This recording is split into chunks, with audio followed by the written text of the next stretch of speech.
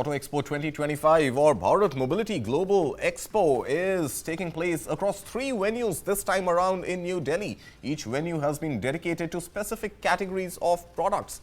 The show will be happening starting today, the 17th of January through the 22nd of Jan. First up is the Bharat Mandapam at Pragati Maidan in New Delhi. This is the main venue. Visitors here can see all the latest cars from Tata Motors, Maruti, Hyundai, Skoda, as well as global car makers from Vietnam, as well as China, which is back after 5 years, as well as Europe. It's not just cars, but even bikes and scooters. But the real showstopper is likely to be electric vehicles, which are likely to be showcased at the Bharat Mandapam. In addition to this, there is going to be the tire show, the battery show, mobility, tech, steel innovation, and the B2B India Cycle Show, all which will be held at the Bharat Mandapam. Then there's a Yashobhumi Convention Centre in Dwarka, which will exclusively host the Auto Expo Components Show from Jan 18th, which is tomorrow, to the 21st of Jan. The India Expo Centre and Mart in Greater Noida will feature the Bharat Construction Equipment Expo and the Urban Mobility and Infrastructure Show, which will take place from Jan 19th to Jan 22nd. But joining us this morning from Bharat Mandapam, which is where all the action is likely to be and which is where Prime Minister Modi is likely to arrive in less than an hour from now to inaugurate the Auto Expo 2025, is my colleague Krishna Kumar, joining me in this cold winter morning. Krishna, good morning. Thank you for joining me here on the show. Take us through the mood, the precursor to Auto Expo 2025.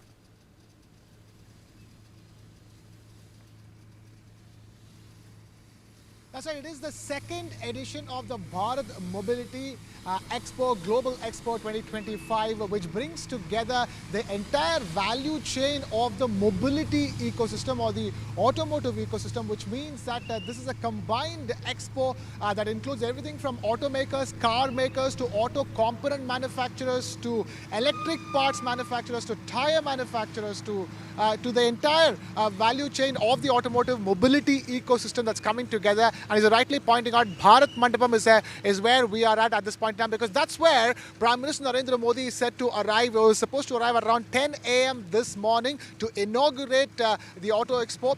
Incidentally, the Bharat Mandapam is the location behind me. That is where the Auto Expo, the India's flagship Auto Expo, biennial Auto Expo, is being held. In fact, it's returning to this center, which is formerly known as Pragati Maidan, now called Bharat Mandapam. After a decade now, it is being moved back over here to its original place, and PM Modi, from what we understand, is very keen on looking at all the new models that are being launched at the Auto Expo over here. That's what Union Minister H.T. Kumaraswamy had said, that Prime Minister Modi is not just here to inaugurate the Auto Expo, but also he's keen to look at the new car model launches that are going to be taking place over here.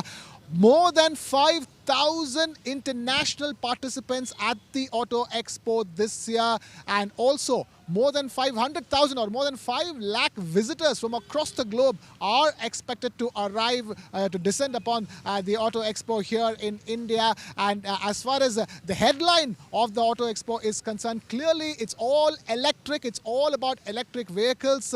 India's largest car maker, Maruti, is launching its first electric SUV, E-VITARA. That is going to be launched and showcased over here. Apart from that, you have Hyundai launching the much anticipated CRETA electric version of CRETA, the highly successful CRETA as well. And not just Maruti and Hyundai, Tata Motors as well.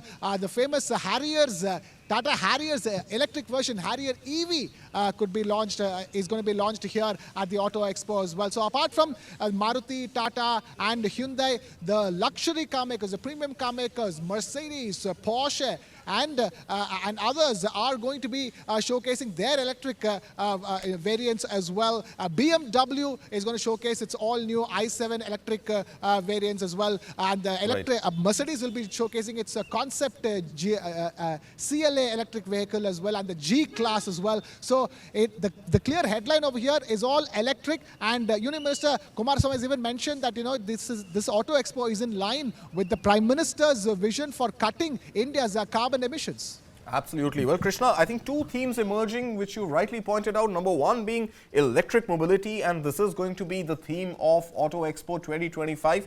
But I think the announcements that we are largely seeing happen to be in the SUV category. Again, a great story and a story that we've been seeing play out for the last more than 2.5 years now, that SUVs is what Indians are preferring to drive. But then there's a third part to it as well, which I'm noticing, and that is that after 5 years, you also have Chinese brands coming in and displaying their vehicles, and this includes the likes of BYD. So, what is your view on this softening, thawing of the friction between India and China, and India letting Chinese brands to come and display their cars here at Auto Expo?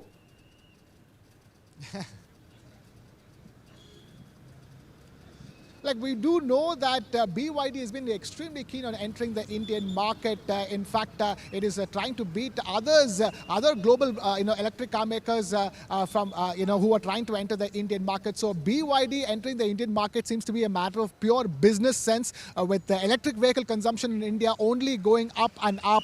Apart from that, as you've already spoken about, VinFast, the Vietnamese electric car maker, VinFast is making its debut at the Bharat Mobility Global Expo 2025 as well. So at the end of the day, it is all about ensuring greater adoption of electric mobility and also witnessing the rising, growing electric adoption by Indian consumers. That is the reason why it is not just a BYD or a VinFast that is going to tell you how important electric mobility is to India. It is the fact that India's own car makers and even premium luxury car makers, all of them, the headline that they are they're putting out as far as this Bharat Mobility Global Expo is concerned is their electric vehicles. It is not other variants. Yes, the other variants are going to be there, but clearly the headline makers from Maruti to Mercedes is going to be electric vehicle. If that's going to be the case, I'm not surprised that BYD is going to be here. Yes, there is a geopolitical context in which BYD arrives in India, but the fact of the matter is that BYD has been keen on entering India. Karthik, you know that,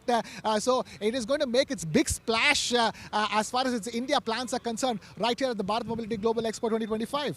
Absolutely. And Krishna, one final question to you, and this comes by way of the charging infrastructure, and that is something that we know that the EV industry and EV consumers or potential EV consumers have been grappling with, and that is something which has not really helped in adoption of EVs at a large scale. Now, we heard yesterday, we had Toshihiro Suzuki, the president of Suzuki Global Motor Corp, saying that Maruti Suzuki as well as Suzuki globally is going to ensure that the entire charging infrastructure and the ease of owning an electric vehicle is built into the sale. So that is something that perhaps the expo taking place in Delhi starting today should also be able to make some headlines out of, because it's not just going to be the vehicle, it is going to be the entire package of owning that vehicle for the end consumer.